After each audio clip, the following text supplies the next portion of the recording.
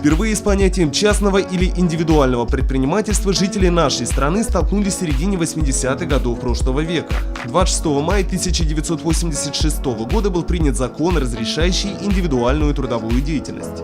Тогда пионерам зарождающегося отечественного бизнеса, рискнувшим отойти от традиционной формы занятости и испытать себя на поприще рыночных отношений, пришлось преодолевать общественные стереотипы, годами укоренявшиеся советской пропагандой.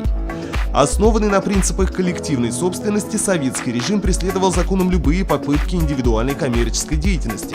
Сегодня, во времена рыночной экономики, частное предпринимательство позиционируется не иначе как сила, способная помочь государству преодолеть кризисную ситуацию, а положение в бизнес-среде является точным индикатором экономического и социального уровня развития государства.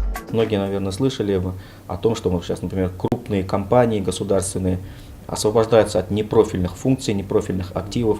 И фактически куда эти все функции и активы уходят? Они, конечно же, уходят в предпринимательство. Создаются определенные организации, структуры при крупных организациях, при холдингах.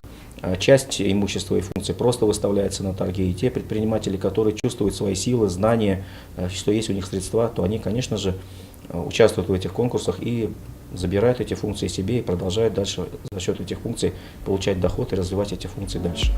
Наметившаяся тенденция объясняется назревшей необходимостью пересмотра стандартов, регулирующих коммерческие вопросы в современном гражданском обществе. Практика показывает традиционные схемы бюджетирования, при которых финансы распределяются на местах, недостаточно эффективны в условиях современной рыночной экономии.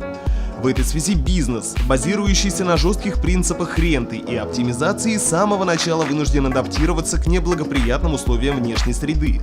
Предпринимательство как социальное явление острее других отражает реакцию общества на изменения социальных условий и общественного спроса, по этой причине нередко оказывается в авангарде общественного прогресса. К числу перспективных отраслей экономики сегодня, к примеру, можно отнести производство светодиодной продукции.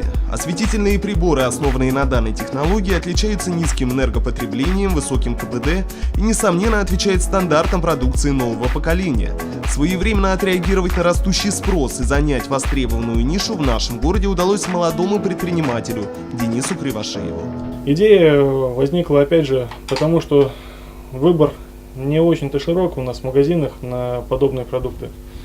Оно есть, но не удовлетворительного качества. Поэтому я принял решение, что это, в принципе, перспективное направление, и, в общем-то, занялся производством. Высокие качественные свойства продукта и своевременность вывода его на рынок сегодня являются одним из ключевых факторов успеха. В планах молодого предпринимателя постепенно наращивать масштабы производства инновационной продукции соразмерно росту потребительского спроса. Между тем, риск не прогореть нередко затрагивает бизнес-ниши, стабильность которых казалась незыблема. Продукция сибайской компании «Монолит», занимающейся производством вибропрессованного кирпича, сочетает в себе высокое качество при низкой стоимости. Между тем, предприятие продолжает испытывать трудности с поиском рынка сбыта. Одно из последних наших экспериментов – опилка-бетон для перегородок. Мы отреагировали на пожелание строителя о том, что наш продукт, который мы изначально производили, несколько не соответствует характеристикам. Мы сделали легкий, абсолютно не горючий, звукотеплоизоляционный материал, пилится, сверлится. На мой взгляд, уникальный продукт для внутренних перегородок, для домостроения. Мы потенциально по технологической цепочке и по возможности оборудования можем производить до 2 миллионов штук условных единиц кирпича в месяц. Это в объемах реализации где-то порядка 20 миллионов рублей. Но, к сожалению, мы работаем сегодня на 1/10 мощности в силу невостребованности продуктов. Отмечая высокое значение привлекательных бизнес-условий для развития инфраструктуры города, в Сибае принимаются комплексные меры, призванные ликвидировать административные барьеры и повысить роль бизнеса в реализации социальной политики городского округа. Вопросы данного характера активно обсуждаются в рамках заседаний Координационного совета по содействию развития малого и среднего предпринимательства.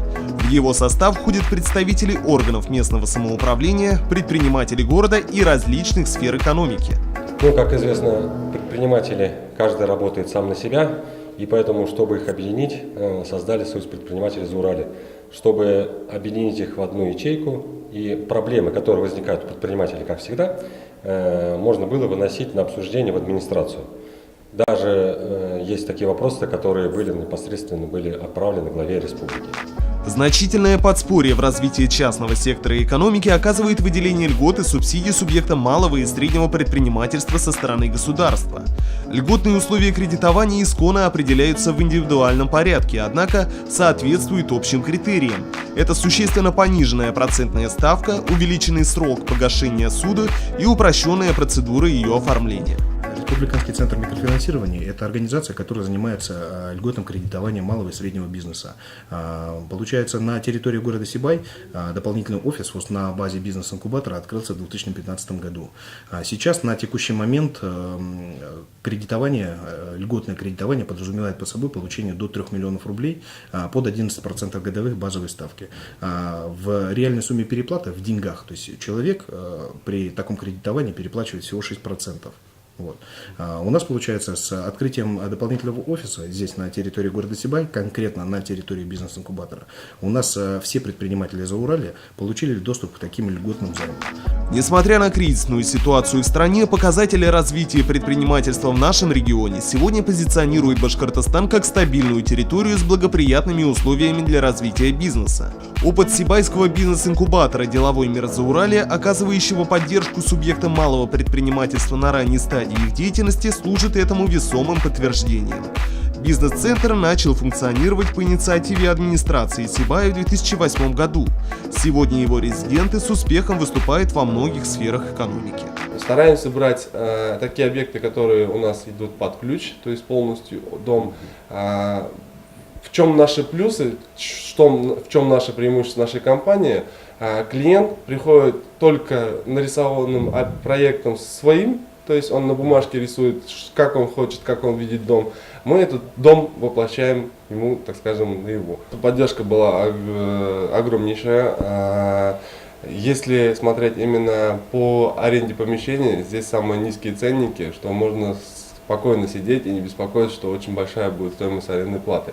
Вот. Что еще хорошо? Консультация. В любой момент, если что-то надо будет, какие-то мучают вопросы, так скажем, можно подойти и проконсультироваться. Есть помощники, так скажем, по бухгалтерии. Если на начальном этапе у нас мы выкупили кооператив, столько арендовали, тогда это 2 молокоприемных пункта, принадлежащие ранее Сибайскому комбинату, то далее мы выкупили кооператив, 2 молокоприемных пункта, которые расположены в село Семясово и Юмашево. А уже с 2014 года мы дополнительно был открыт молокоприемный пункт в деревне Бурамбаево. Ну, на начальном этапе всегда всякие консультации бесплатные, здесь всегда специалисты хорошие, и такие всегда можно обращаться по любому вопросу, и юридические, и экономические. Бизнес-инкубаторы сегодня рассматриваются прежде всего как часть инфраструктуры поддержки малого предпринимательства. Однако, как отмечает руководитель местного бизнес-центра Айнур Ишмухаметов, одновременно является инструментом экономической, социальной, структурной и инновационной политики. По статистике, если говорить про наших резидентов территориального бизнес-инкубатора, у нас на сегодняшний день работает больше 70 резидентов территориального бизнес-инкубатора, которые оказывают услуги на всей территории Российской Федерации. Эта выживаемость у нас составляет 66%. Это хороший результат, исходя из того, что если рассматривать статистику России, то есть выживаемость первый год составляет порядка 10-20%. Также по полученным поддержкам наши резиденты получили порядка 15 миллионов рублей финансовой поддержки, разные субсидии, гранты по разным региональным, федеральным и местным программам. Частное предпринимательство в современной России – это выбор людей, которые не побоялись рискнуть своим финансовым положением, преодолели общественный стереотип, закрепившийся в сознании постсоветского гражданина, и завели свое доходное предприятие. «Коммерсант» сегодня – гордый статус, которому необходимо соответствовать. Отметим, что в задачи руководства республики и страны до 2020 года входит привлечение в предпринимательство до 60-70% всего занятого населения. В условиях повсеместной оптимизации в руках частной сферы экономики оказывается судьба многих квалифицированных специалистов, что в свою очередь открывает большие возможности для организации своего личного дела.